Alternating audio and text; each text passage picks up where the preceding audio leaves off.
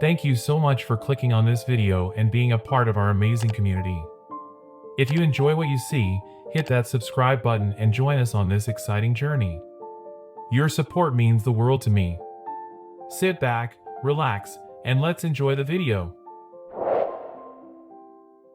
Alright, let's take it from the top. My name's Hannah.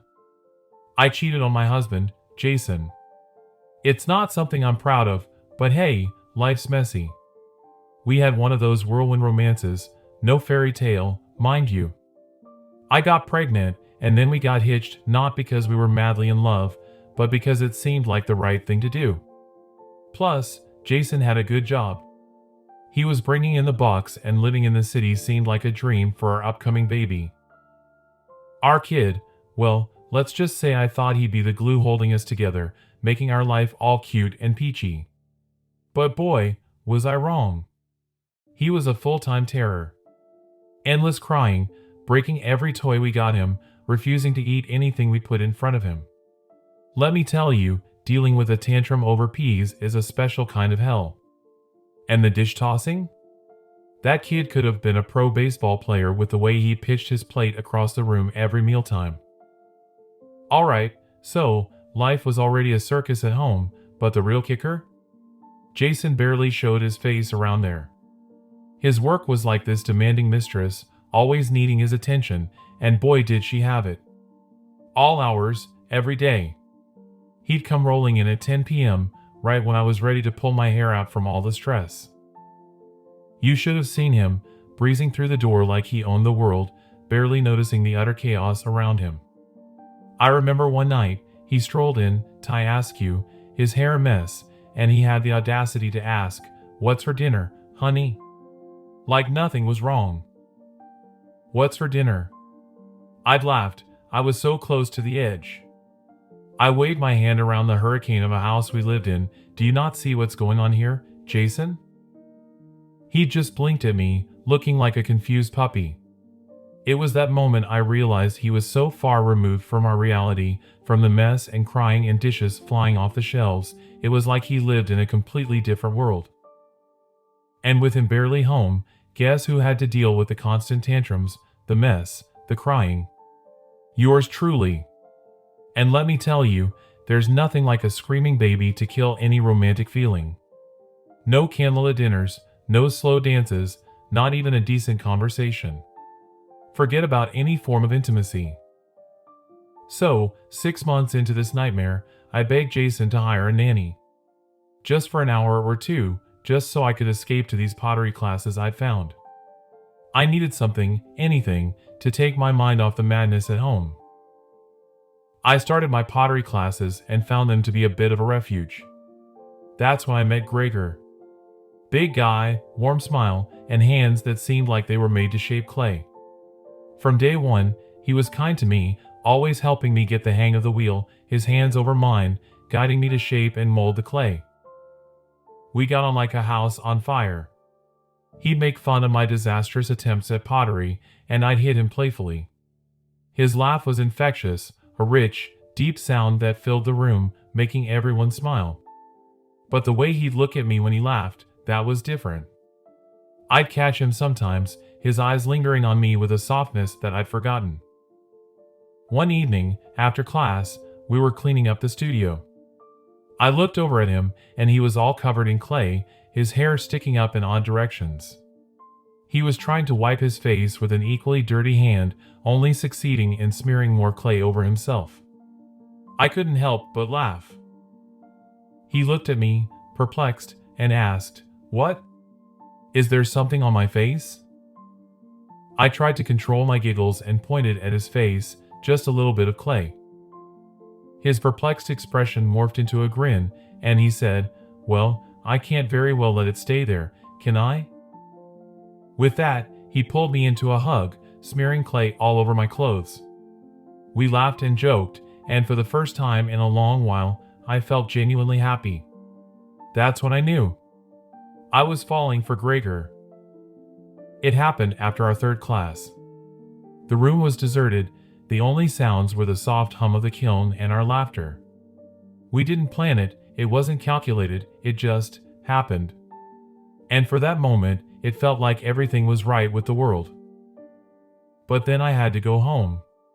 Home to Jason, the crying baby, and the mess. It was like a harsh dose of reality. A reminder that this happiness was fleeting, stolen in moments away from my real life. And boy, did that make me bitter. Walking through the front door that evening was like stepping into another world. It was a far cry from the carefree laughter and warmth of the pottery studio. I was greeted by the sight of our nanny hastily picking up toys, Jason with our son on his lap, his face a mask of exhaustion. I remember standing there, taking it all in. The chaos, the noise, the overwhelming mess. I looked at my son, his face smeared with food, his toys scattered around. I looked at Jason, a good man, a great father, but so absent from my heart. And then, something in me snapped. I want a divorce, I blurted out. The room fell silent, and all eyes turned to me. I can't do this anymore, Jason. Jason looked like I'd slapped him. What are you saying, Hannah? I'm saying, I'm not happy, Jason. And I don't think you are either. We need to end this. The next month was a whirlwind of arguments, tears, and paperwork. But when it was all said and done, I was free. Free to start anew, to follow my heart. And my heart was pointing me in Gregor's direction. With Gregor, life was different. It was far from perfect, but there was love, warmth, and shared laughter. We got married not long after. No, he wasn't as well off as Jason. But he was there for me, he made time for me, he loved me. And I loved him.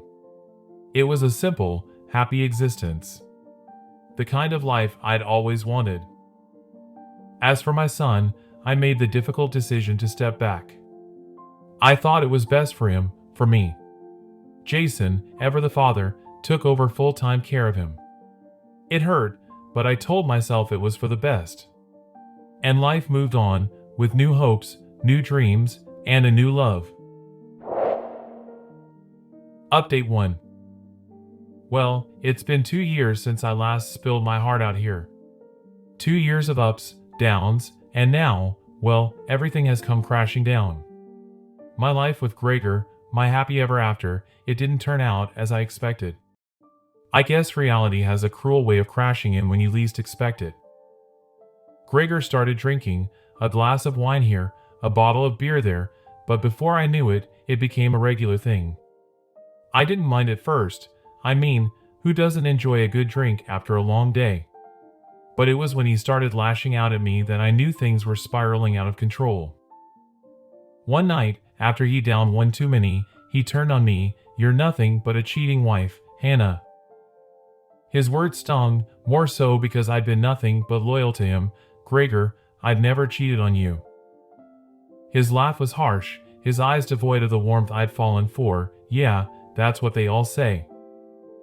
We divorced soon after. Unlike my divorce from Jason, this one was messy, full of accusations and bitterness.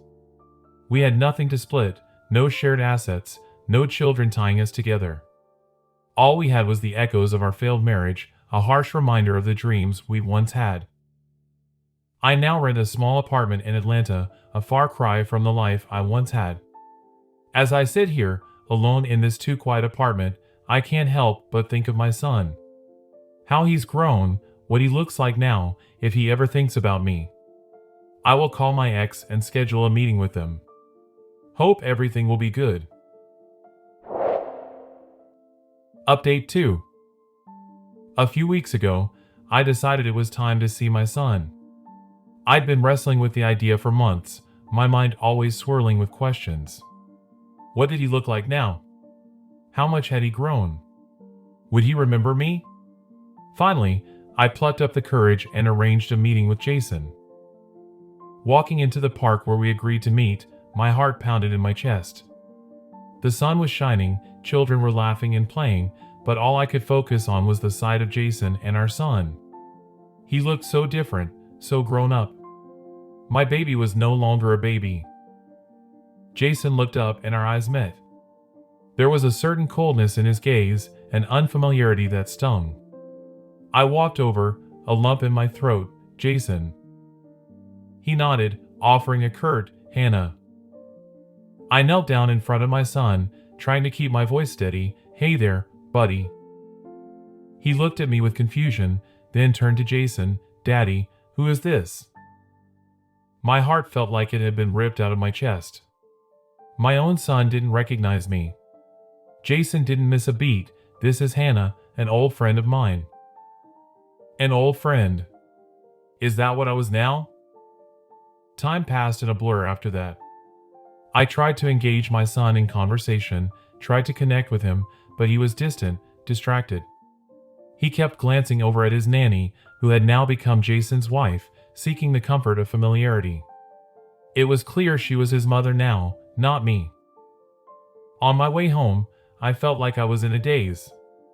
My apartment in Atlanta, once my sanctuary, felt cold and uninviting. I sat down, staring blankly at the walls. I had lost everything that mattered: my husband, my son, my family. I had chased after love, after happiness, and all it brought me was loneliness and regret. This is where I am now, broken and alone. My once promising life shattered into pieces. I wish I had made different choices. I wish I could go back and fix things. But all I can do now is learn from my mistakes and try to rebuild my life, one piece at a time. I just hope it's not too late. Wow, reading Hannah's story really stirred me up. This lady really thought she could just up and leave her family, her kid, and there wouldn't be any blowback? She ditched her husband, the guy who was busting his chops working late every day for them, just because she got a bit of attention from a bloke at her pottery class? Man, talk about selfish. Then she's surprised when her own kid doesn't remember her? What did she expect? She chose to walk out of his life. You can't just abandon your kid and expect them to keep a place for you in their heart. That's not how it works. That kid's better off without her, if you ask me. Jason sounds like he's doing a damn good job as a dad. Found a woman who actually cares about being a mom and loves that boy. That's what that kid needs, not a woman who ditches him because she's not happy. And now she's sitting alone in her apartment, regretting it all? Well, too little, too late, lady. She made her bed, now she's gotta lie in it. And her son not remembering her? That's Jason's best revenge. I hope the kid's new mom turns out to be everything Hannah wasn't. He deserves a real mom, someone who puts him first and doesn't run off chasing some midlife fantasy. As for Hannah, well, let's just say karma's a real pain, isn't it? Thank you so much for taking the time to watch this video. If you found it valuable, don't forget to hit that subscribe button and become a part of our growing community. Now, I invite you to share your thoughts, opinions, and ideas in the comments below. I genuinely value your feedback and look forward to hearing from each and every one of you. Let's connect, learn, and grow together.